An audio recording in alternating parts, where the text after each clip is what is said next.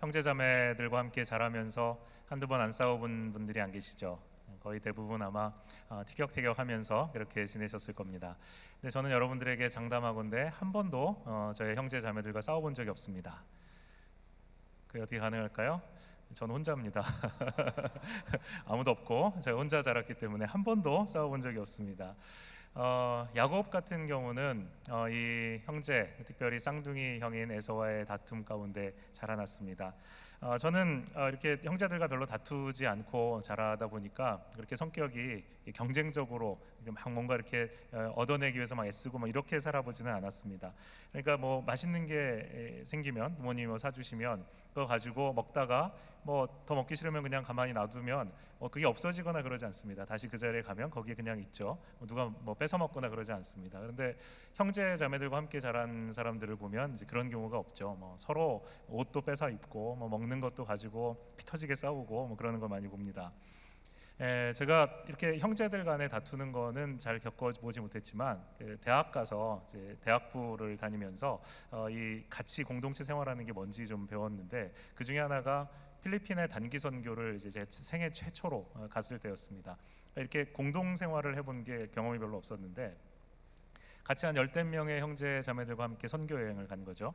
갔는데 며칠을 이제 필리핀에서 오지에 들어가지고 고생하면서 이제 거기서 음식도 불편하잖아요. 그러니까 뭐 먹는 게 정말 쉽지가 않습니다. 그래서 며칠을 굉장히 좀 불편한 음식들을 먹었습니다. 근데 그날 아침에 우리 리더가 얘기하기를 오늘 저녁에는 라면 파티를 하겠다. 그래서 모두가 엄청난 기대를 했습니다. 저녁이 됐는데 라면이 사실 그렇게 많지가 않더라고요. 그래서 큰 들통을 하나 갖다 놓고 주방에 다 모였습니다. 막 물을 끓이는 거죠. 거기다 이제 라면을 투척을 하고 라면이 다 끓기를 한 손에는 그릇을 한 손에는 젓가락을 들고 다들 이렇게 침을 꼬깍 삼키면서 기다리고 있었습니다. 그 라면 못 먹다가 라면 이렇게 냄새를 맡으면 굉장히 그 우리의 마음속에 기쁨이 찾아오잖아요. 라면을 기다리고 있었는데 라면이 이제 다 됐습니다. 그래가지고 쫙 다 몰려가지고 이제 라면을 떠가기 시작했어요. 저는 뭐 평소에 늘 집에서 하던 대로 한 두어 젓가락 제 이제 그릇에 넣고 돌아와서 우아하게 두 젓가락을 먹고 이제 더 먹어야지 그러고 이제 쳐다봤는데 라면 끓인 그 들통 주변에 아무도 없는 겁니다. 좀 불길했습니다. 라면 들통에 가서 라면 들통 안을 들여다보니까 여러분이 지금 생각하시는 그대로 그 안에는 아무것도 남아있지 않았습니다. 그러니까 제가 깜짝 놀라서 옆에를 이렇게 보니까 다른 형제자매들은 이미 자기 그릇에 충분한 양을 확보를 해놓고 이제 그걸 먹고 있는 거죠. 저는 두 젓가락 떠서 저 뒤에 가지고 먹고 다시 가면 되겠지라고 했다가 패착을 두었던 적이 있습니다. 그때 성령께서 제게 큰 깨달음을 주셨던 것 같습니다. 저와는 달리 야곱은 평생 늘 누군가와 이렇게 다투며 살았던 사람이죠. 장자권을 얻기 위해서는 형 에서와 이 팥죽 한 그릇을 가지고 형과 다투며 씨름하며 지냈습니다. 또 장자가 받을 축복을 얻어내기 위해서는 형 에서로 위장을 하고 눈이 잘 안 보이는 아버지를 속이며 아버지와 씨름을 했습니다. 바단 아람에 이제 피난 가서는 재산을 얻어내기 위해서 어떻게 했는가 하면 외삼촌이자 또 장인인 라반과 씨름을 했어야 됐습니다.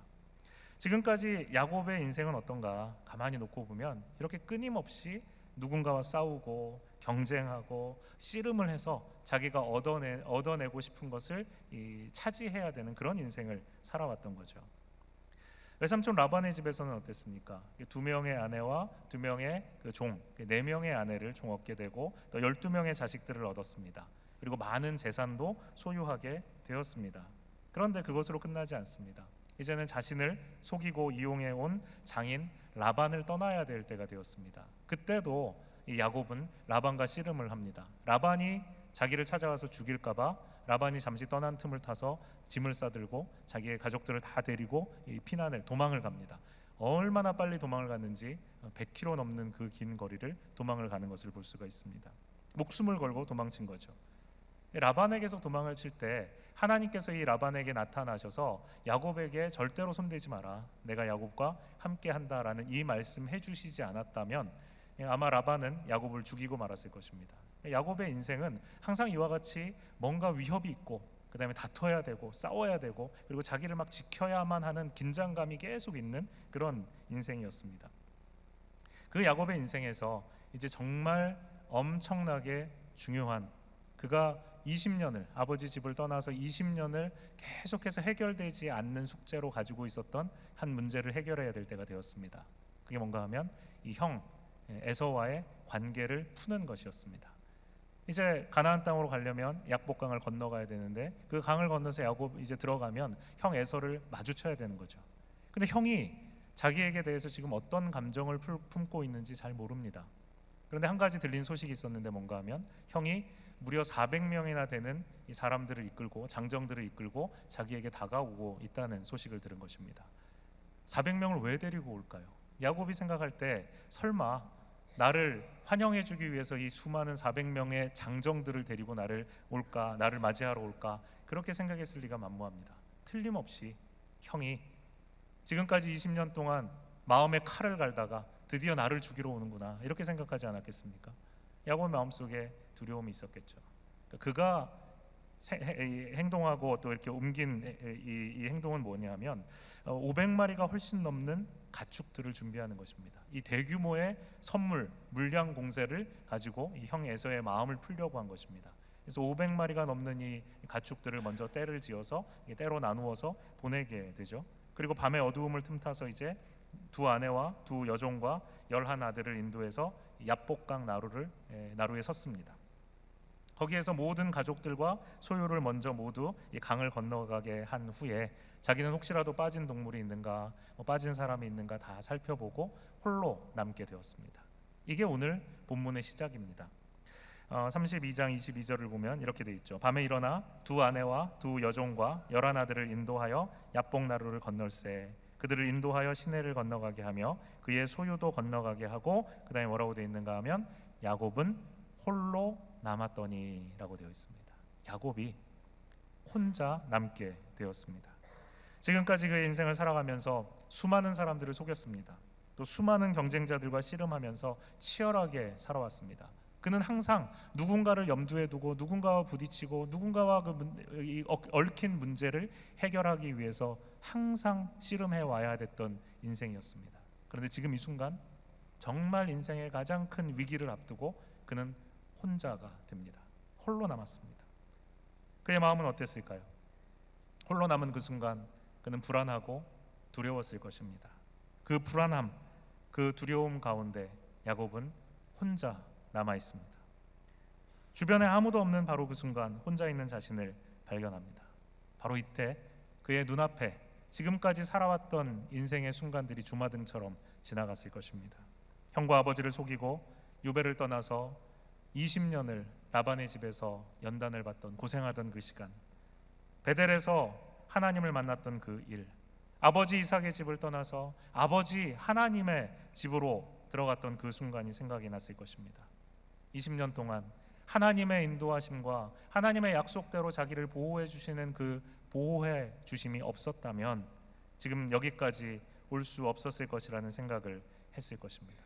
그리고 걱정했을 것입니다. 이제 지금 내 앞에 있는 이 형 에서를 만나는 이 위기는 어떻게 넘겨야 될 것인가. 근데 바로 그 순간 누군가 자기 곁에 와 있는 것을 느낍니다. 24절 말씀입니다.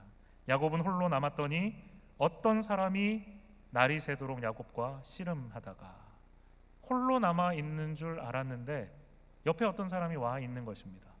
그리고 와서 뭘 했나 하면 정말 재미있게도 씨름을 합니다. 밤새 씨름을 했는데 간단한 상대가 아니었습니다. 승부가 나지 않습니다. 야곱은 그의 형 에서와 비교해서 보통 우리가 여성적인 성격의 사람일 것이라고 생각합니다. 아마 성격적으로는 좀 그런 면이 있었던 것 같습니다. 그는 아버지 이삭에게보다는 어머니 리브가에게 더 사랑을 받았습니다. 밖으로 돌아다니면서 사냥을 하는 것보다는 목축을 하면서 조용히 집에 있는 것을 더 좋아하는 사람으로 묘사됩니다. 그런데 그가 결코 육체적으로 약한 사람은 아니었습니다. 어떻게 그것을 알 수 있을까요? 태어날 때 그가 어떻게 됐는가 하면 그의 형의 발꿈치를 잡고 태어났습니다. 여러분이 조금만 생각해 보시면 쌍둥이가 태어날 때 아기가 그 형의 발꿈치를 꽉 붙잡고 태어난다는 게 쉬운 일이 아닌 것을 여러분 아마 생각하실 수 있을 겁니다. 어제 우리 한 성도님 가정에 아기가 태어나서 병원에 들렀습니다. 아기가 정말 귀엽더라고요. 예쁜 아기를 제가 이렇게 보니까 다 작아요. 얼굴도 작고 코도 작고 입도 작고 손도 작고 발도 작은데 그 작은 손, 그 연약한 그 손에 무슨 힘이 있겠습니까? 그런데 그 손으로 형의 발꿈치를 잡고 태어났다는 거죠. 생각해 보면 어머니의 뱃속에서 이렇게 나올 때, 어머니의 뱃속으로부터 밖으로 나올 때 형의 발목을 잡은 채 아마 딸려 나온 것 같습니다. 얼마나 꽉 잡았으면, 그 손 놓치지 않았으면 딸려 나올 수 있었을까요? 그러니까 태어날 때부터 이 힘이 남달랐다는 것이죠. 또 야곱이 밧단 아람 외삼촌 라반의 집에 이제 이르렀을 때 한 우물가에 이르게 됩니다. 이 에피소드는 어떤 건가 하면 그 우물가에 이르렀을 때 이제 야곱이 이 돌을, 우물을 막고 있는 돌을 좀 치워달라고 목동들에게 부탁을 합니다. 근데 목동들이 뭐라고 말하나 하면 이 돌이 무겁기 때문에 자기들의 힘으로는 못하고 또 사람들이 좀 더 오면 목동들이 힘을 합쳐서 이 돌을 옮겨야 한다고 이야기를 합니다. 그런데 그 순간에 누가 나타나는가 하면 야곱의 평생의 연인, 누구죠? 라헬이 나타납니다. 라헬이 딱 나타나는 순간 갑자기 야곱이 힘이 불끈 솟습니다. 그러고는 그 목동 몇이 힘을 합쳐야 옮길 수 있는 돌을 자기 혼자 들어가지고 옮기고 라헬에게, 가축들에게 물을 먹여줍니다. 이게 무슨 사랑의 힘인지 잘 모르겠습니다. 아마 이 사랑하는 사람 앞에 자신의 힘을 과시하고자 그런 행동을 했을 수도 있겠죠. 그런 걸 보면 야곱은 힘이 결코 약하지 아니하였습니다. 게다가 20년 동안 라반의 집에서 이 육체적인 막노동을 하면서 살았습니다. 그러니까 이 20년은 야곱에게 아마 더 많은 강인한 힘을 주었을 것입니다. 그러니까 야곱은 힘이 장사였던 거죠. 이 하나님의 사람, 하나님과 이 씨름을 하는 이 일을 할 때 야곱은 지지 않습니다. 그것을 보고 새벽이 되도록 씨름을 하던 이 사람이 야곱의 허벅지 관절을 쳤습니다. 25절을 보면 자기가 야곱을 이기지 못함을 보고 그가 야곱의 허벅지 관절을 치매 야곱의 허벅지 관절이 그 사람과 씨름할 때에 어긋났더라라고 되어 있습니다. 바로 이 한 번의 공격, 야곱은 이 한 번의 공격을 당한 후에 아무런 힘을 쓸 수가 없는 상태가 되었습니다. 허벅지 관절을 맞고 나면 허리에 힘이 빠집니다. 허리에 힘이 빠지고 나면 다리에 힘이 풀리게 되죠. 서 있을 수가 없게 되는 것입니다. 그리고는 손으로 이 사람을 붙들고 이 붙든 손을 놓지 않습니다. 야곱이 이 사람을 놓지 않고 결사적으로 그에게 매달리면서 무엇을 부탁하는가? 26절 말씀입니다. 우리 한번 같이 볼까요? 32장 26절 같이 한번 읽어보겠습니다. 시작. 그가 이르되 날이 세려하니 나로 가게 하라. 야곱이 이르되 당신이 내게 축복하지 아니하면 가게 하지 아니하겠나이다. 야곱의 육체적인 힘은 이제 한계에 다달랐습니다. 뭐죠? 밤새도록 이 씨름을 했기 때문에 아무리 그렇게 강인한 야곱이라 할지라도 그 육체의 한계에 이르는 것입니다. 그리고 더 이상 자신의 그 육체를 그나마 남은 힘조차도 쓸 수 없도록 이 하나님의 사람이, 하나님이 이 허벅지 관절을 쳐버렸습니다. 바로 이 순간이 사실은 야곱의 모든 생각과 삶의 자세가 바뀌는 순간입니다. 바로 이 순간입니다. 하나님이 허벅지 관절을 딱 쳐서 더 이상 힘을 쓸 수 없게 만드는 그 순간이 야곱의 생각이, 야곱의 삶의 가치관이 바뀌는 순간이라는 것입니다. 하나님의 축복, 하나님의 은혜가 없이는 이제 나는 정말 아무 소망이 없다라고 하나님 앞에 인정하고 하나님 앞에 기도하는 그 야곱의 기도가 터져 나옵니다. 당신이 나에게 축복하지 아니하면 가게 하지 않겠습니다. 육체의 연약함을 경험하고 나니까 이제 더 이상 나를 의지할 수 없다는 생각을 하고 나니까 하나님이 나에게 축복하셔야 되겠다는 마음이 간절해진 것입니다. 지난주 예수님의 산상설교 중에 팔복에 대해서, 팔복의 첫 번째 복에 대해서 여러분에게 말씀드렸었죠. 여러분 외우고 계십니까? 누가 복이 있다고 그랬죠? 심령이 가난한 자, 마음이 가난한 자는 복이 있나니, 그래서 주시는 축복이 뭐였죠? 천국이 그의 것이다 라고 말씀했습니다. 누가 마음이 가난한 자입니까? 마음이 가난한 것은 하나님 없이 결코 만족할 수 없는 상태를 말한다고 말씀드렸죠. 세상의 모든 것을 다 가져도, 세상의 모든 것을 다 누리며 살아도 하나님이 없다면 죽을 것 같은 비참함을 느끼는 사람, 그가 바로 마음이 가난한 사람입니다. 하나님이 없으면 가난하게 느껴지는 것입니다. 하나님이 없으면 아무리 이 세상에서 주목받아도 마음이 텅 빈 것처럼 느껴지는 것입니다. 이 사람이 바로 마음이 가난한 사람입니다. 바로 그런 사람, 하나님만으로 만족하며 하나님만이 나의 유일한 기쁨이 되는 사람, 그가 바로 예수님이 말씀하신 천국을 소유할 하나님의 축복된 자녀입니다. 야곱이 지금 이 사람과 씨름하면서 깨닫게 된 것이 바로 이것입니다. 자신이 지금까지 의지해왔던 자신의 꾀, 자신의 지혜, 자신의 육체를 의지할 수 없게 된 바로 이 순간, 그는 하나님의 축복, 하나님의 은혜가 없이는 자기는 아무것도 아니라는 것을 깨닫게 되는 것입니다. 하나님이 없으면 나는 아무것도 아니구나. 하나님이 지금 나에게 축복해 주시지 않으면 결코 나는 살아남을 수 없구나. 그것을 깨닫는 것입니다. 그래서 그는 당신이 나에게 축복하지 아니하면 가게 하지 않겠습니다라고 간절하게 처절하게 매달리는 것입니다. 다리를 질질 끌리면서도 이 사람을 붙잡은 손을 놓지 않고 있습니다. 육체적인 힘이 한계에 다다르고 더 이상 자신을 의지할 수 없게 되는 바로 그 순간이 바로 영적인 힘을 쏟는 하나님을 향한 기도가 시작되는 때입니다. 우리가 무엇인가 할 수 있다고 생각할 때는 결코 이와 같은 간절한 기도가 터져 나오지 않습니다. 나에게 아무 소망도 없고 나에게 아무 힘도 없고 나는 더 이상 내 인생의 문제를 내 힘으로 헤쳐나갈 수 없다고 하나님 앞에 두 손 두 발 다 드는 그 순간이 우리의 깊은 곳으로부터 하나님만이 필요합니다, 하나님만이 내 인생의 답입니다 라고 간구할 수 있는 그 기도가 터져 나오는 순간이 됩니다. 이것은 우리의 경우도 마찬가지입니다. 여러분이 아직 지금 본문의 야곱처럼 간절함으로 하나님께 간구하고 하나님이 주시는 복, 하나님만으로 만족하고 하나님이 유일한 기쁨이심을 고백해 본 적이 없으시다면, 그런 간절함으로 하나님께 나아가지 못하고 있으시다면 그 이유는 분명합니다.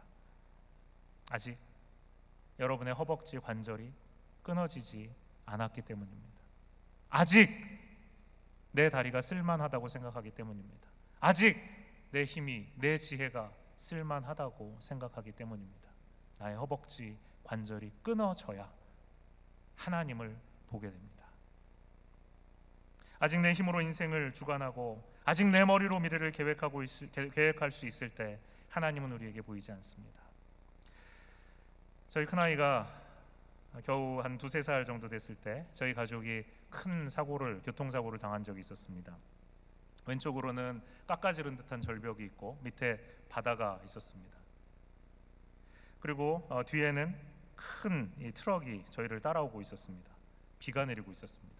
빗길에 차가 미끄러지면서 차가 빙글 돌면서 이 차가 돌아가기 시작했습니다. 브레이크도 안 되고 핸들도 조절이 안 됐습니다. 뒤에서는 큰 트럭이 저희가 돌아가는 것을 보고 빗길에 미끄러지는 것을 보고 급 브레이크를 밟고 쓰기 시작했습니다. 그 순간에 하나님의 손이 마치 우리 차를 절벽으로 떨어지지 못하도록 이렇게 막아 주신 것처럼 180도를 회전한 차가 뒤에서 내려오던 트럭과 마주보고 섰습니다. 이렇게 섰어요. 정말 얼마 남겨놓지 않고. 왼쪽에 절벽으로 떨어졌으면 온 가족이 아마 그 자리에서 직사했을 것입니다. 뒤에서 따라오던 트럭이 아마 제때 서지 못했으면 트럭과 정면으로 부딪혀서 아마 또 우리는 죽었을 것입니다. 이처럼 어느 순간에 내 인생의 핸들이 내 통제에서 벗어나서 내 힘으로 무엇인가 조절할 수가 없는 순간이 되었을 때, 바로 그때가 언제인가 내 허벅지 관절이 끊어지는 순간입니다. 내 힘으로 조절할 수 있고 내 힘으로 브레이크를 밟고 자동차를 조절할 수 있는 것처럼 내 인생을 내 스스로의 힘으로 컨트롤할 수 있을 때, 그때는 하나님을 의지하지 못하는 것입니다. 하나님이 내 인생을 지켜보고 계시는구나, 하나님이 정말 계셨구나 하는 것을 바로 그 순간에 외치게 되는 것입니다. 깨닫게 되는 것입니다. 야곱이 지금 이 경험을 하고 있습니다. 형 에서를 만나야 되는 이 다급한 상황 속에서 그는 이제까지 자기가 믿었던 육체의 강인함까지 잃어버리고 있습니다. 결국 하나님의 은혜, 하나님의 축복을 받는 것만이 자기가 살아날 수 있는 길이라는 사실을 깨닫게 됩니다. 막다른 골목에 다다르자 영적인 간절함이 나오는 것입니다. 여러분 중에 혹시 지금 이 야곱의 경험을 하고 계시는 분들이 계실지 모르겠습니다. 나의 허벅지 관절이 끊어져 버린 것과 같은 순간, 나에게 아무 힘이 없고 내가 무엇인가 해보려고 하지만 앞뒤 양옆이 다 막혀버린 것 같은 그런 상황 속에 계신 분이 있으시다면, 여러분은 아마 지금 여러분의 관절이 끊어진 채 하나님의 축복을 기다리고 있는 시간, 그 시간을 보내고 계시는 것입니다. 어쩌면 가장 고통스러운 순간입니다. 나의 육체가 끊어지는 순간, 나의 힘으로 내 인생을 컨트롤할 수 없는 그 순간, 고통스러운 순간입니다. 그러나 반면에 하나님의 관점에서 보면 바로 그 순간은 하나님이 우리에게 축복하고 계시는 순간입니다.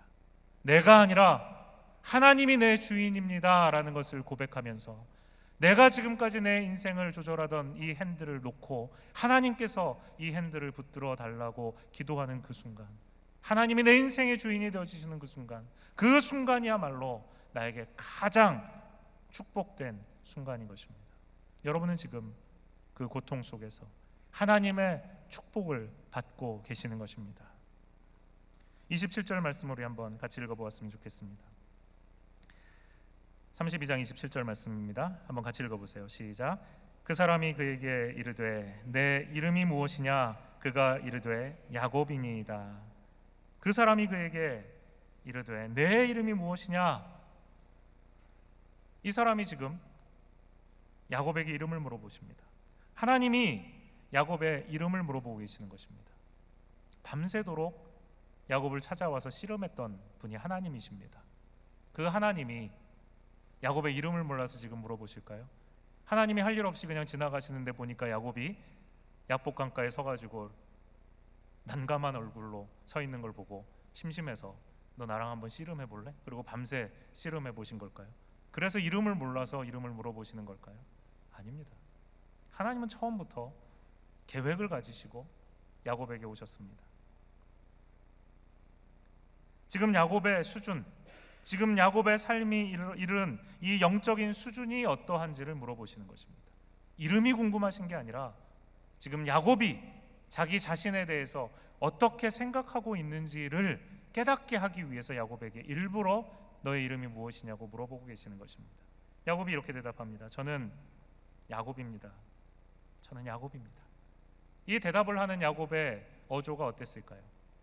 자신 있는 목소리로 제가 야곱입니다. 제가 야곱이라니까요. 이렇게 대답하고 있는 걸까요? 아닙니다. 지금 야곱은 이렇게 말하는 것입니다.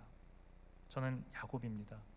저는 속이는 자, 저는 남의 발목이나 잡으면서 평생 살아온 나쁜 놈입니다. 자기 자신을 보게 하시는 질문입니다. 너는 누구냐? 너는 지금 어떤 영적인 수준에 있는지 너 아느냐? 그거 물어보시는 겁니다. 하나님 오늘도 여러분들에게 물어보십니다. 너는 누구냐? 너는 누구냐? 너는 여전히 네 스스로 네가 무엇인가 할 수 있다고 생각하며 내가 내 인생의 주인이어야지 라고 생각하며 살아가고 있는 지금 이 야곱과 같은 인생이냐? 너는 누구냐? 주님 물어보십니다. 자신을 하나님의 관점에서 올바로 보게 하시려고 하나님은 이름을 물어보시고 계십니다. 지금까지 나는 속이는 자로 살았습니다. 내 힘과 지혜만 믿고 살았습니다. 그게 바로 저 야곱입니다. 이렇게 하나님의 관점으로 정직하게 자신을 보게 하는 것, 그것이 밤새 하나님이 야곱과 씨름을 하신 이유입니다.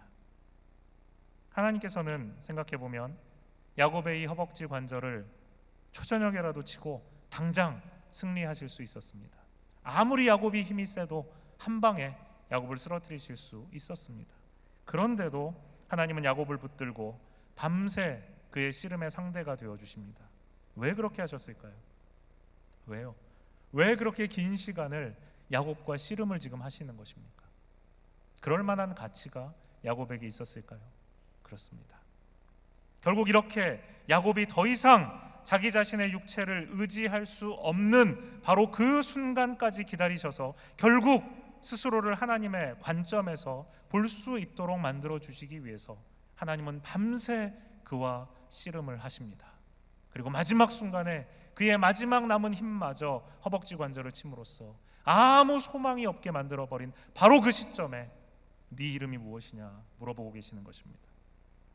자기 자신을 하나님의 시각으로 보게 될 때 우리는 우리 자신에게 절망하게 됩니다. 나는 정말 아무것도 아니구나. 나는 정말 내일 일, 바로 지금 앞에 일어날 일도 알지 못하는 한심한 존재구나. 내 힘으로, 내 지혜로 아무것도 할 수 없는 무능력자이구나. 그것을 깨닫게 해주시기를 원합니다. 그리고 바로 그때, 그렇게 내 자신을 올바로 보게 되었을 때 하나님께서 놀라운 은혜를 허락해 주십니다. 28절 말씀입니다. 28절 말씀으로 한번 같이 읽어봤으면 좋겠는데요. 28절입니다. 시작.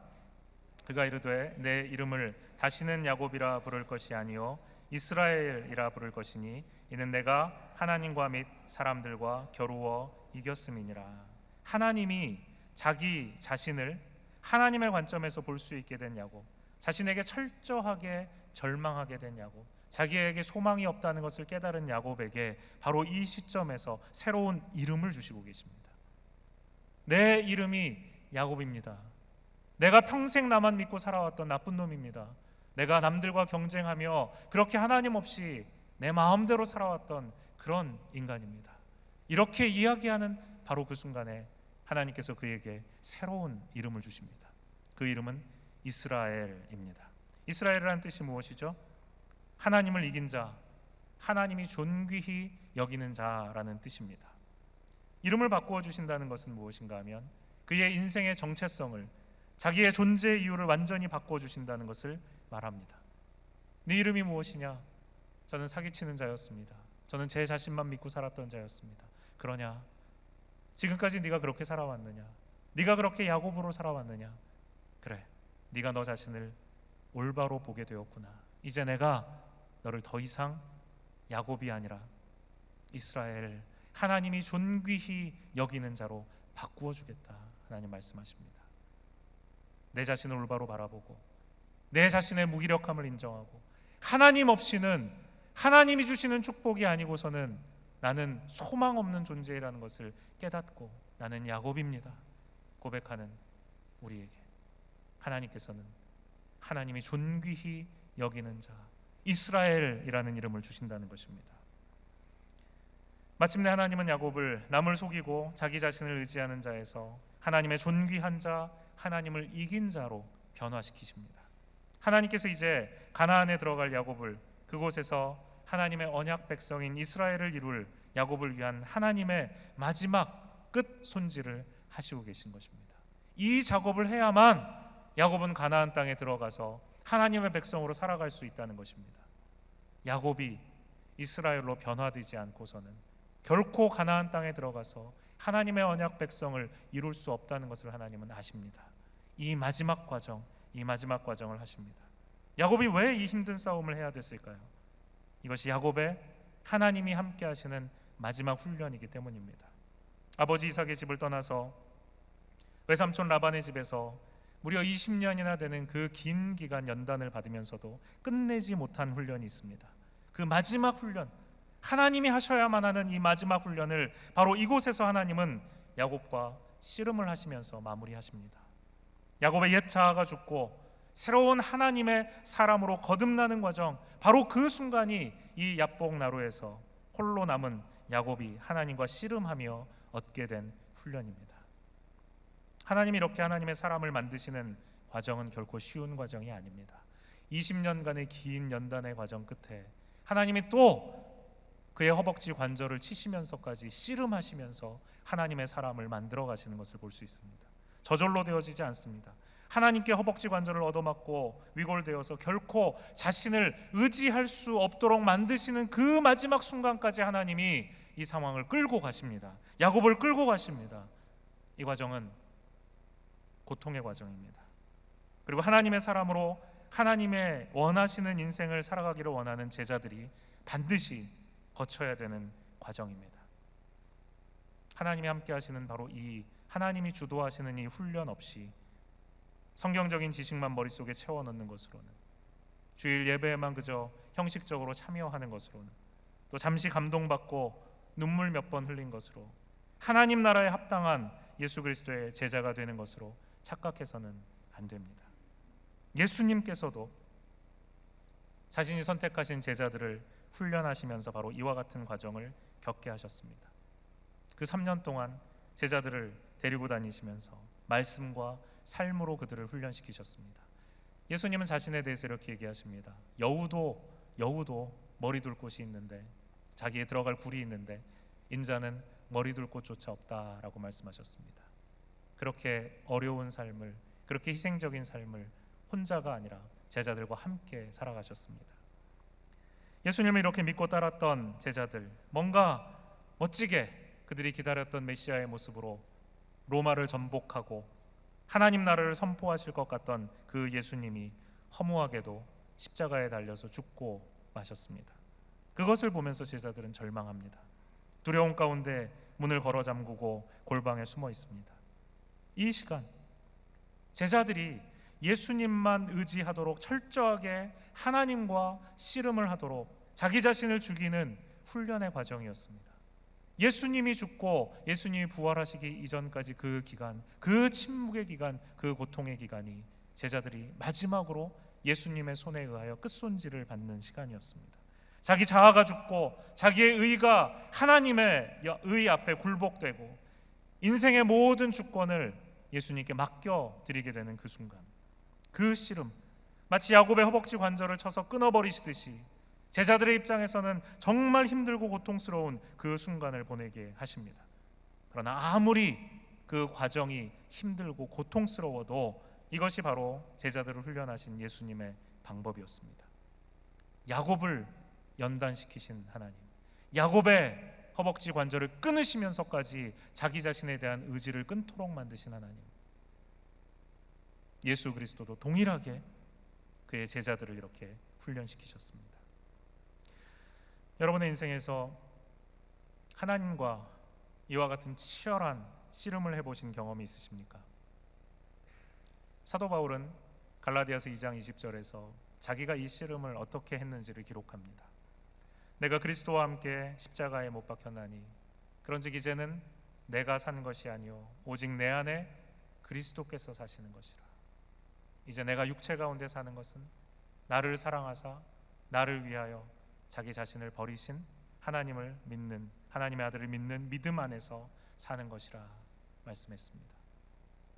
야곱의 허벅지 관절이 끊어지는 것, 마지막 내가 붙들고 있는 그 하나의 소망이 끊어지는 것, 그것이 바로 우리 자신이 그리스도와 함께 십자가에 못 박히는 것이라고 사도 바울은 자신의 말로 이야기합니다. 내가 죽고 내 자아가 죽고 내가 의지하던 나의 경험과 내 지혜가 죽고 오직 내 안에 그리스도만이 사시는 것, 그것입니다.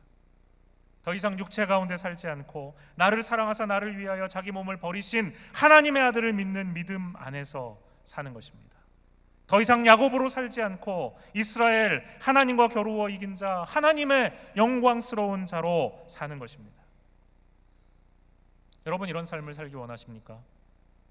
여러분, 대답하시기 전에 깊이 생각하셔야 됩니다. 여러분, 정말 이런 삶을 살기 원하십니까? 이런 삶이 어떤 삶인지 아십니까? 이러한 삶은 내 인생의 모든 주권을 예수님께 맡겨드린 삶입니다. 예수님께 맡겨드린 이상 다시 찾아올 수 없습니다. 예수님이 나의 주인이신데 동시에 내가 내 인생의 주인일 수 없습니다. 예수님께 한번 맡겨드리면 다시는 내 것이 아닙니다. 여러분 인생을 하나님께 그렇게 맡겨드리실 준비가 되어 있으십니까? 그렇게 맡겨드릴 수 있을 정도로 예수님을 신뢰하십니까? 나 자신을 십자가에 못 박는 일은 쉽지 않습니다. 고통스러운 일입니다. 나의 허벅지 관절이 끊어지는 고통입니다. 그러나 그 길은 동시에 하나님께서 축복하시는 인생입니다. 가장 복된 길입니다. 그러나 그 길은 반드시 대가를 지불해야 하는 길입니다. 내 인생의 주인을 바꿔야 하는 길입니다. 내 맘대로 살아가는 인생에서 하나님의 뜻대로 살아가는 인생이 되는 것입니다. 나의 육체를 위해 살았고 나와 내 가족만을 위해 살았고 내 미래의 계획만을 위해서 살았던 인생에서 나의 창조자이시고 구원자이신 하나님과 그가 친히 세우신 하나님 나라를 위해 사는 인생으로 완전히 바뀌는 것입니다. 예수님께서 제자들에게 분명히 말씀하십니다.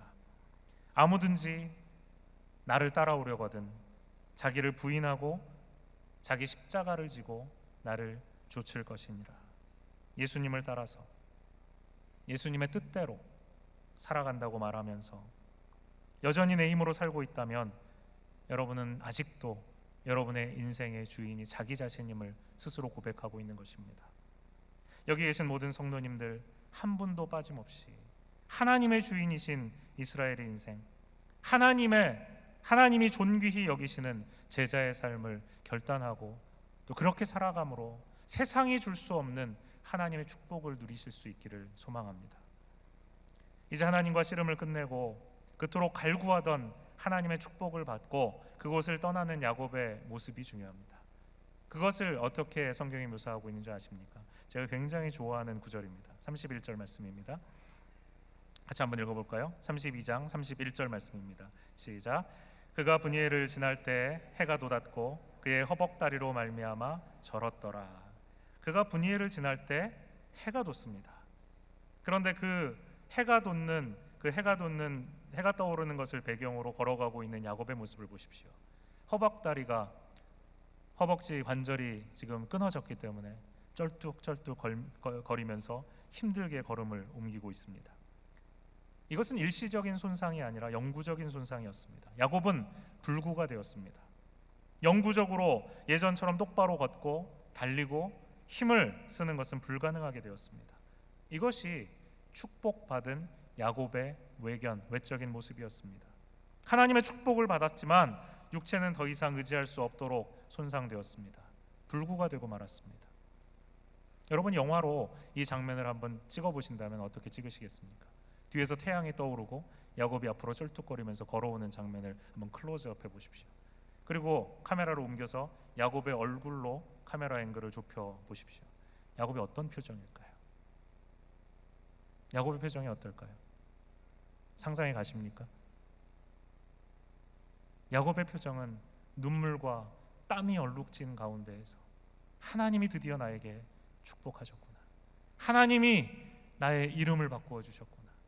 속이고 뺏고 남과 경쟁하던 나 야곱의 인생을 하나님이 존귀히 여기는 이스라엘로 바꾸어 주셨구나.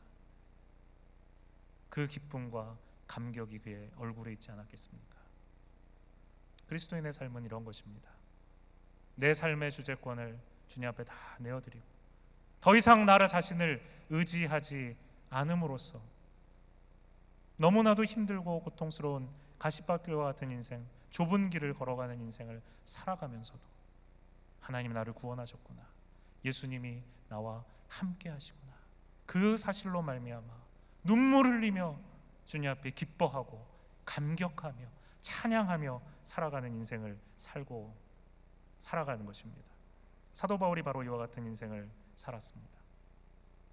사도 바울이 지금까지 자랑하던 것, 그에게 유익하던 모든 것들을 다 배설물로 여기게 되었다고 말합니다. 빌립보서 3장 7절과 9절 말씀입니다.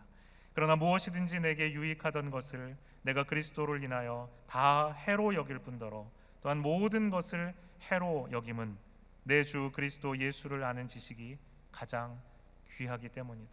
내가 그를 위하여 모든 것을 잃어버리고 배설물로 여김은 그리스도를 얻고 그 안에서 발견되려 함이라.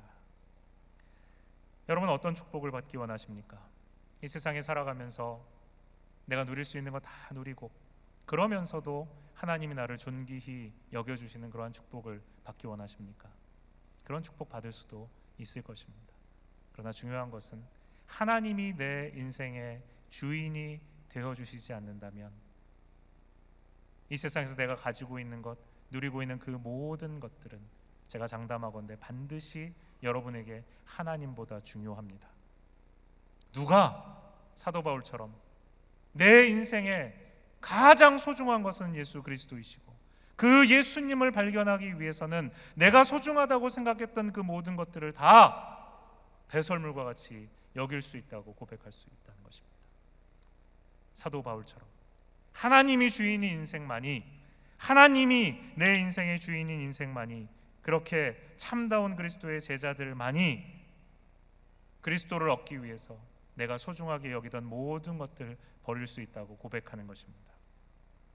사도 바울은 예수님을 이렇게 만나서 그의 참된 제자가 되기 위해 모든 것을 버렸습니다. 옥에도 갇히고 매도 수없이 맞고 죽음의 문턱에도 여러 번 갔습니다. 3번 태장으로 맞고 1번 돌로 맞고 3번 파선당하고 일주야를 깊은 바다에서 지냈다고 고린도서에 기록하고 있습니다. 수고하고 애쓰고 잠도 못 자고 줄이고 목마르고 여러 번 굶고 춥고 헐벗었다고 말했습니다. 이것이 바울이 그리스도의 제자로 살아가기 위해서 모든 소중한 것들을 포기하고 얻은 축복이었습니다. 그리스도를 믿고 살아가는 삶이 이와 같은 것이라면 그 누가 그리스도인이 되고 싶겠습니까? 그리스도인이 되면, 예수 그리스도를 영접하면 내 앞에 장밋빛 인생이 펼쳐지는 그것을 소망하지 않겠습니까? 누가 바울처럼 이와 같은 고난의 길을 걷기를 원하겠습니까?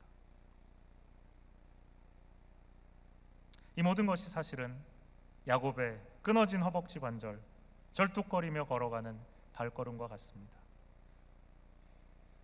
고통스럽게 한 걸음 한 걸음을 옮기면서 더 이상 내 자신을 의지하지 않게 된 순간, 내 앞에 놓여지는 것이, 내 앞에 펼쳐지는 것이 고난일지라도, 내 앞에 펼쳐지는 것이 죽음일지라도 그리스도만 내 안에 있다면, 내가 예수님만 발견할 수 있다면 내가 가장 축복받은 자라고 고백하며 살아갈 수 있는 것입니다. 이것이 그리스도인입니다. 초대교회 성도들의 모습을 여러분들이 생각해 보십시오. 그 수많은 핍박을 받고 자기의 모든 가진 것들을 빼앗기고 사자굴에 던져져서 죽임을 당하는 그 순간에도 자신들의 신앙을 부인하지 않습니다. 왜요? 자기의 목숨보다 소중한 것을 발견했기 때문입니다.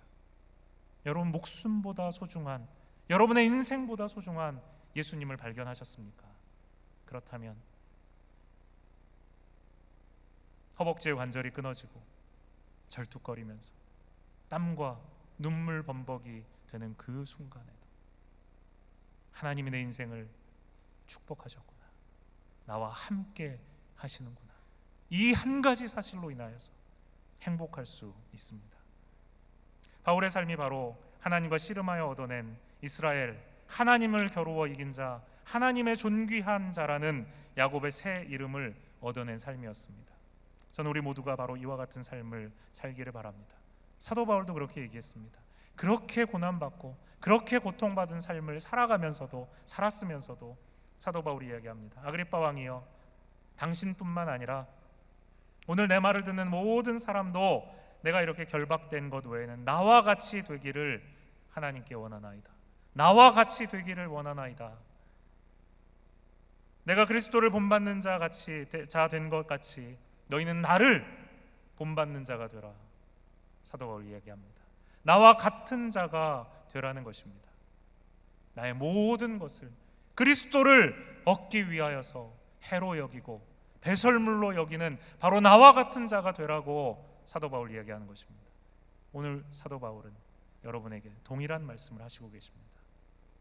모든 것을 그리스도를 얻기 위해 헌신짝처럼 버릴 수, 배설물처럼 여길 수 있는 자, 그가 하나님 나라에 합당한 자라는 것입니다. 예수님을 만났다면 우리는 더 이상 예전과 같은 삶을 살 수 없습니다. 흐리멍텅하게 한 발은 교회에 걸치고 한 발은 세상에 그대로 걸친 채 나에게 유익하던 것들을 그냥 두 손에 꼭 붙들고 의지하면서 동시에 예수님도 붙들 수는 없다는 것입니다. 예수님을 잡기 위해서는 우리 손에 들고 있던 것들을 즉시 배설물과 같이 여기고 버려야 합니다. 냄새나는 그것들을 버려야 합니다.